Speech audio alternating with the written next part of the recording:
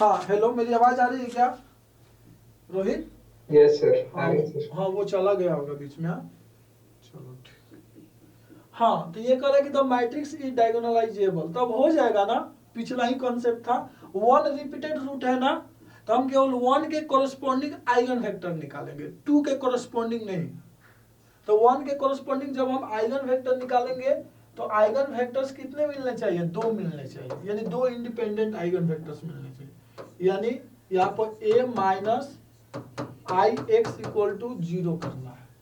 तो यहाँ पर x के बदले कुछ और ले लीजिए, आप a ले लीजिए जिसका एलिमेंट a1 a2 a3 है। तो लेते हैं यहाँ पर 0x z 0 1 y 0 0 0 a1 a2 a3। देखिए जरूरी नहीं ना कि आप हर क्वेश्चंस को ही करो, कोई आपको किसी किसी को नहीं भी समझ में आ रहा होगा, मे भी चांस है, और समझ में आ रहा है तो बेस्ट है, नहीं भी आ रहा तो फिर भी लगे रहो। मैं और संतोष, मुझे याद है जब हम 2020 का 22 का पेपर देने के लिए गए थे तो 21 का भी साथ में ही, तो हम 3 दिन पहले से ही बैठ रहे थे और क्वेश्चंस को देख रहे थे, हो नहीं रहा था, बैठ रहे थे, फिर ट्राई कर रहे थे, हर रोज कुछ ना कुछ ट्राई कर रहे थे। तो जो चीजें पिछले दिन नहीं हो रही थी वो अगले दिन हो जा रही थी, क्योंकि हम उस पर बार बार क्या कर रहे हैं, प्रहार कर रहे हैं ना, बार बार उस पर हिट कर रहे हैं।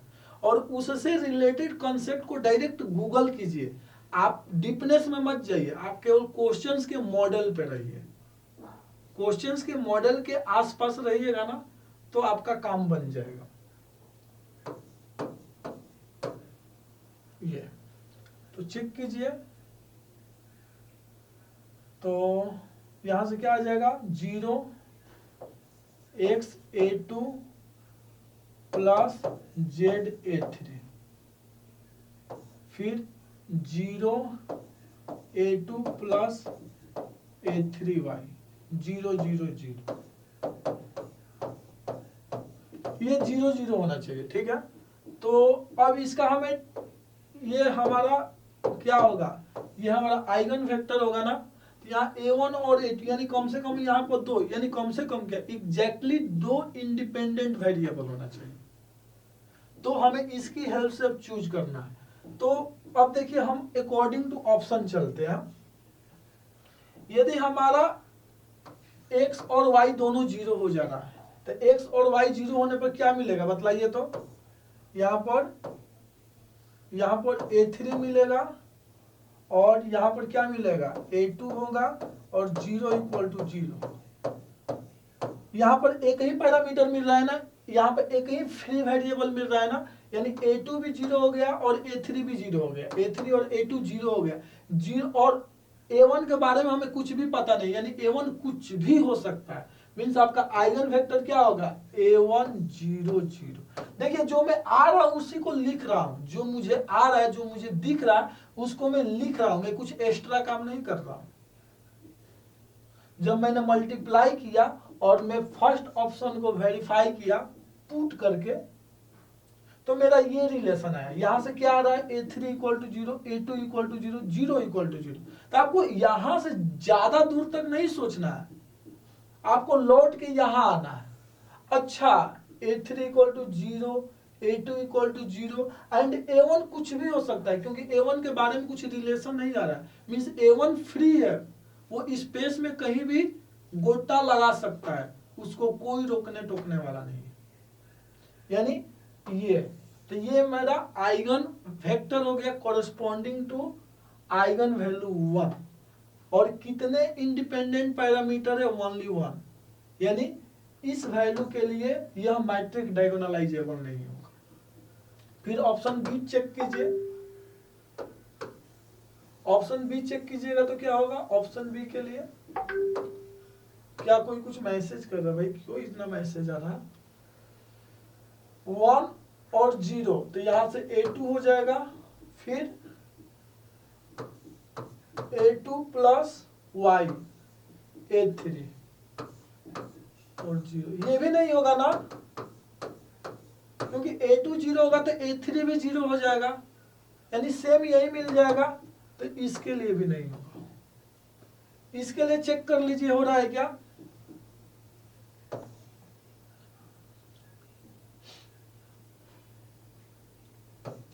रूट टू तो कॉमन हो जाएगा, तो यहां से हो जाएगा आपका a2 plus a3 equal to 0, और यहां से a2 प्लस a3 यानी 2 a2 y ना, एक मिनट है, कुछ तो गलत हो रहा है, यहाँ पर 2 होगा और यहाँ पर रूट 2 होगा ना, तो यहाँ पर रूट 2 बचेगा और यहाँ पर रूट 2 बचेगा।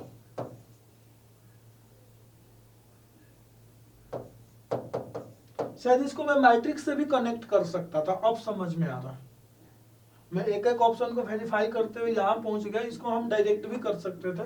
खैर जो क्लिक किया वही राजा है, और क्या, तो ये कॉन्सेप्ट क्लिक किया। अब देखिए तो इसका डिटर्मिनेंट 0 आ रहा है ना, यानी एक्स वाई जेड के लिए। अब यहाँ पर लिखने के बाद मेरा क्लिक किया, इसके पहले क्लिक नहीं कर रहा था। यानी मैं ये बोल सकता हूँ कि ये हमारे पास सिस्टम ऑफ लीनियर इक्वेशन है जिसका नॉन ट्रिवियल सॉल्यूशन मिलना चाहिए। X a2 plus Y z है ना, z a3 equal to 0 and a2 plus a3y equal to 0।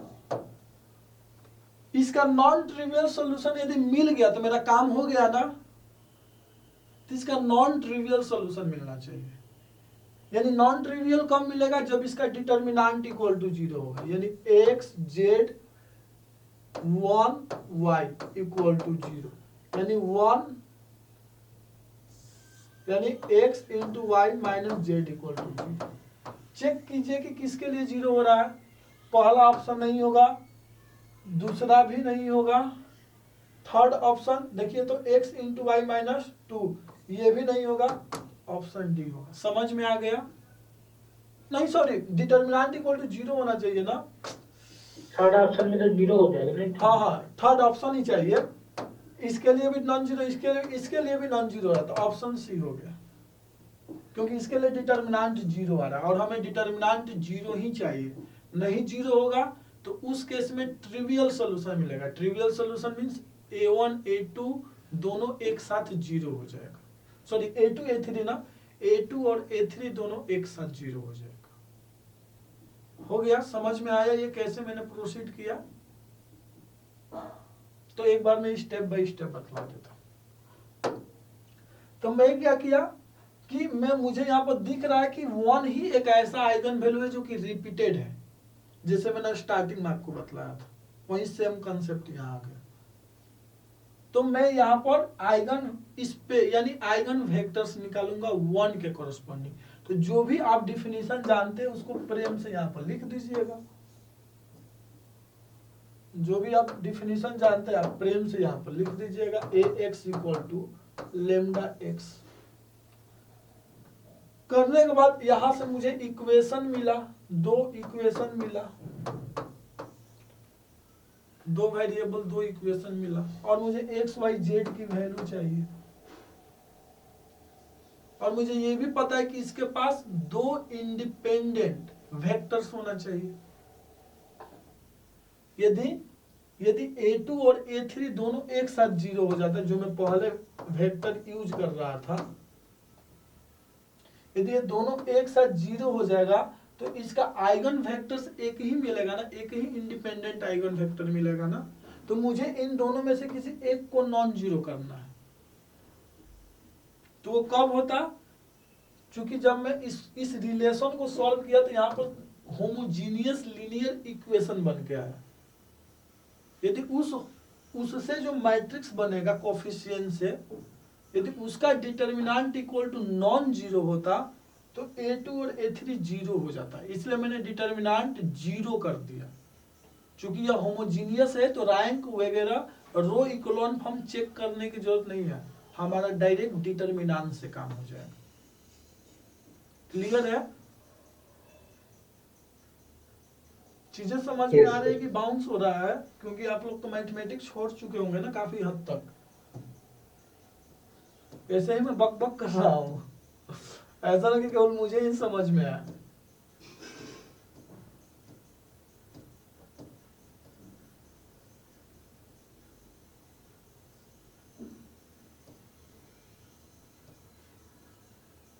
ऐसे कोई अभी टफ चीज नहीं चल रही है, इजीली कर लोगे आप।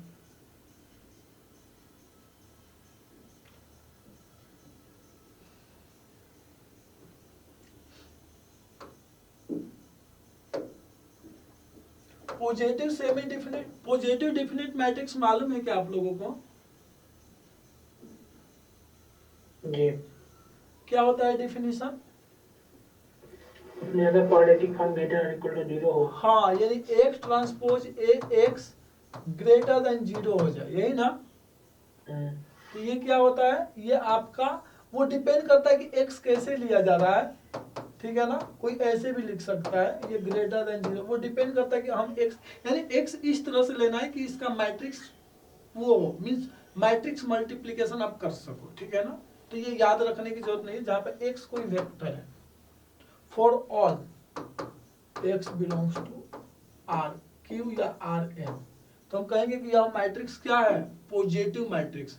और ग्रेटर देन इक्वल टू 0 हो जाए तो सेमी पॉजिटिव है, semi positive definite matrix. Strictly हो जाए, स्ट्रिक्टली ग्रेटर देन 0 हो जाए तो हम कहेंगे कि ये पॉजिटिव डिफिनिट मैट्रिक्स है। अब इसकी कुछ प्रॉपर्टीज होती है। पहला प्रॉपर्टी कि वो मैट्रिक्स सिमेट्रिक होना चाहिए, ठीक है? सेकेंड कि जो भी उसके आइगन वैल्यूज मिलेंगे सभी के सभी पॉजिटिव होंगे। थर्ड जो भी उसका उसको क्या बोल देंगे, स्टार्टिंग का मैट्रिक्स, जैसे ये कोई है ना, आपने इस टाइप से प्रिंसिपल मैट्रिक्स इसको कुछ बोलते हैं ना, 1x1 2x2 3x3 4x4 5x5, ऐसे ही आप बढ़ते जाइएगा n×n तक। तो सबका डिटर्मिनेंट स्ट्रिक्टली ग्रेटर देन 0 होना चाहिए। यदि इतना कुछ है तो हम कहेंगे कि वो मैट्रिक्स क्या है, पॉजिटिव डिफिनिट मैट्रिक्स। तो ये इसका डिफिनीशन है, इतना है, ठीक है? ये आप गूगल कीजिएगा पॉजिटिव डिफिनिट मैट्रिक्स का, आपको कुछ मिल सब मैट्रिक्स कह रहे हैं क्या? हाँ, क्या बोलिए? प्रिंसिपल सब मैट्रिक्स बता रहे हैं क्या? हाँ, वही मैं बतला रहा था। तो हर का डिटर्मिनेंट ग्रेटर देन 0 होना चाहिए। कितना टाइम है? ग्रेटर देन 0 होना चाहिए, इंक्रीजिंग और डिक्रीजिंग नहीं होना चाहिए ना, ग्रेटर देन 0 बस ना। हाँ, ओनली ग्रेटर देन 0। सही, इफ एंड ओनली होती है कंडीशन। हाँ सर, इफ एंड ओनली होती है, ठीक है ना? बस सिमेट्रिक होना चाहिए तो इफ एंड ओनली अप्लाई कीजिएगा, विदाउट सिमेट्रिक नहीं, क्योंकि हम पॉजिटिव डिफिनिट सिमेट्रिक मैट्रिक्स का ही चेक करते हैं, ठीक है ना? Yes sir. तो देखते हैं उस रिजल्ट पे, यही इतना ही मुझे भी पता है, इससे ज्यादा नहीं पता है। देखते हैं, क्योंकि कभी मिला ही नहीं पढ़ाने के लिए, आप लोगों को पढ़ाने के लिए मिल रहा तो पढ़ा रहा हूँ।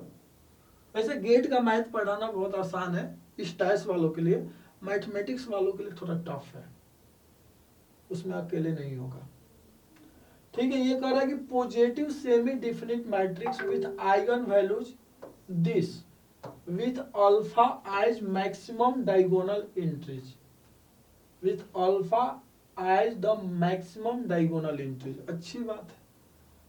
We can find a vector s x such that x transpose x equal to I।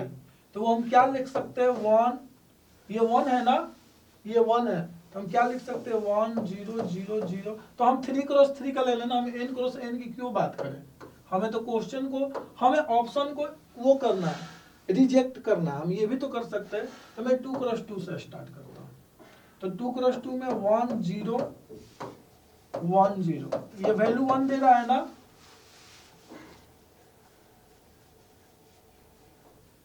तो हमने ये चूज किया, यानी हमने x को ये चूज कर दिया। अब इस x के लिए देखिए कि कौन कौन सा ऑप्शन रिजेक्ट हो रहा है। यदि 3 ऑप्शन एलिमिनेट हो गया तो बल्ले बल्ले, 2 हो गया तो फिर भी बल्ले बल्ले, हम एक और दूसरा एग्जांपल चूज कर ले। मान लीजिए ए और सी रिजेक्ट हो गया तो केवल बी और डी में डिसाइड करना है, तो उसके लिए हम कुछ और ले लेंगे, जैसे यहाँ पर 1 2 1 ले लीजिए, -1 और मिस इस टाइप से √2 -1 नहीं हो पाएगा, नहीं x और x ही होना चाहिए ना, तो नहीं होगा, यानी 1 0 1 0 ही होगा। अच्छी बात है, वाह। ठीक, तो मैं यहाँ पर हूँ 2x2 में हूँ अभी, और x मुझे मिल गया 1,0। अब आगे बढ़ता हूँ। डायगोनल एंट्रीज है, देखिए अल्फा मैक्सिमम डायगोनल एंट्रीज है, तो मैं अल्फा क्या ले लूँ, किस टाइप से ले लूँ? अल्फा, अल्फा का यूज हो रहा है क्या? यहाँ हो रहा है, तो मैं अल्फा को 2 ले लेता हूँ, 1 ले लेता हूँ, 1 ले लेता हूँ, और सेमी डिफिनिट कर रहा है ना, तो चलिए सेमी डिफिनिट में ग्रेटर देन इक्वल टू 0 0 ले लेता हूँ। सिमेट्रिक है ना, सिमेट्रिक है। इसका आइगन वैल्यू क्या क्या आ रहे थे, एक बार आप थोड़ा चेक कर लीजिए ताकि हमसे गलत ना हो।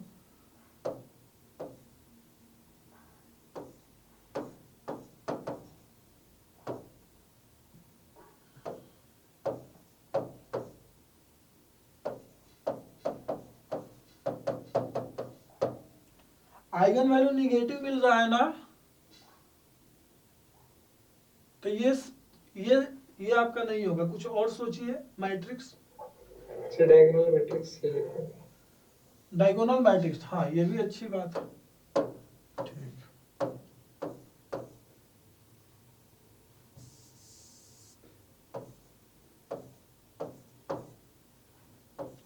एक को 0 ले लेता हूँ, ठीक है ना, और एक को 1 ले लेता हूँ। तो चेक कीजिए कि कौन सा ऑप्शन एलिमिनेट हो रहा है, कौन सा पहले ऑप्शन इस एग्जांपल से एलिमिनेट हो रहा है, ये हम चेक करते हैं। हमारे पास मींस x क्या आ गया, 1 0 आ गया है, और 1 0, यही ना, तो मल्टीप्लाई कीजिए 1 0, यहाँ से क्या आएगा 0 आएगा, और यहाँ से क्या आएगा 0 आएगा, इक्वल टू 0 हो गया। सही क्या हो ना, तो अब देखिए तो यहाँ पर सेटिस्फाई हो रहा है, 0 ग्रेटर देन लेमडा 1। लेमडा 1 क्या होगा, मैक्सिमम है ना, तो मैक्सिमम क्या है 1 है, यानी लेमडा 1 इक्वल टू अल्फा हो रहा है, तो ये ऑप्शन रिजेक्ट हो गया, ये भी ऑप्शन रिजेक्ट हो गया ना, 0 लेस देन 0 नहीं हो सकता है। लेमडा n 0, यानी सबसे छोटा आइगन वैल्यू इसमें 0 ही है ना, तो लेमडा n 0, और ये भी 0 हो रहा है, तो 0 स्ट्रिक्टली लेस देन 0 लिखना सही है क्या? नहीं, तो ये भी ऑप्शन, तो बच गया सी और डी।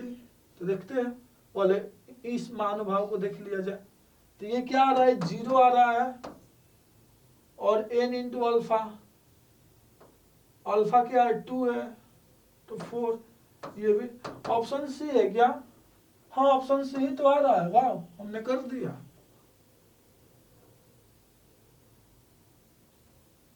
सही है ना।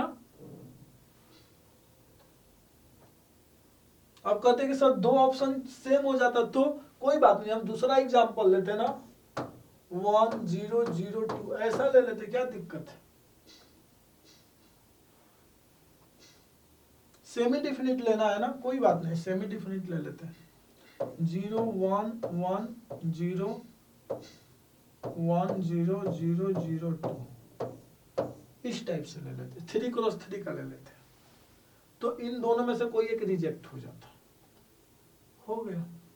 इसलिए वो रिजल्ट ही है, सी पार्ट रिजल्ट है। और रिजल्ट अब हमें याद नहीं रहेगा ना वहाँ, नहीं वो रिजल्ट लीनियर अलजेब्रा में हम लोगों को पढ़ाएंगे, तो याद नहीं रहेगा, लेकिन बिना याद के देखिए, मैं केवल डिफिनीशन जानता था, क्वेश्चन हो गया।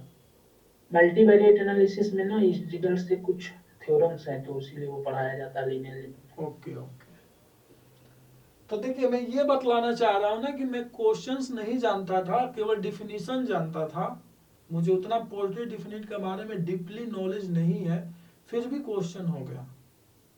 तो जब हमसे हो रहा है, आप तो तैयारी ही कर रहे हो, तो आपसे भी होना, क्योंकि आप सब पढ़ चुके हैं, तो कहाँ पढ़े, थोड़ा बहुत तो पढ़ाए थे आईआईटी दिल्ली में, वो भी बाउंस किया था, जैसे आप लोग का एमएससी में बाउंस कर रहा होगा ना, तो वही हाल हम लोग का भी होता है, ऐसा भी नहीं है कि हम लोग का पूरा खोपड़े में होता है।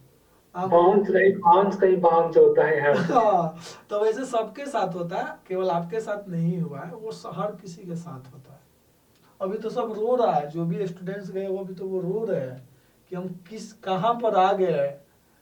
हमारे दोस्त एक दो छोड़ चुके हैं, वो बोलते हैं हाँ। कि भाई अब यहाँ से तो नहीं लोग जा रहे हैं। हाँ तो वही वो करते, छोड़ ही देते हैं, जो टीका रहता है मैथ वो वाले टीका बहुत रहता ज्यादा फेल करते हैं, स्टैट्स में तो फिर भी ठीक है, मैथ वाले तो है। नहीं, जो टीका रह गया ना वो कर लेता है, जो छोड़ दिया सो वही छोड़ दिया। छोड़ करके तो मैं भी भाग रहा था आईआईटी दिल्ली को, लेकिन टिकते रुकते रुकते रुक गया, अब रुक गया तो इतना दूर तक आ गया।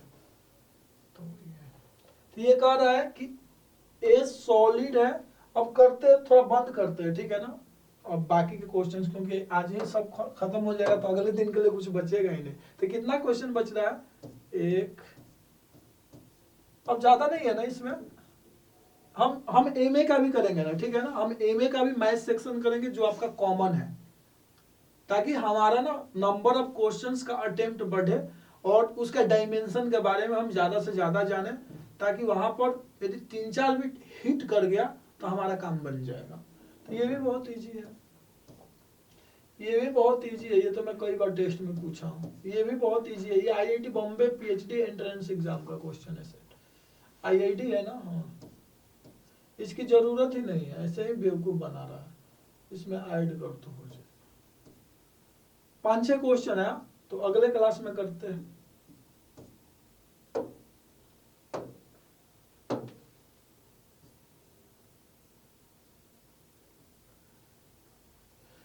चलिए ठीक है, गुड नाइट।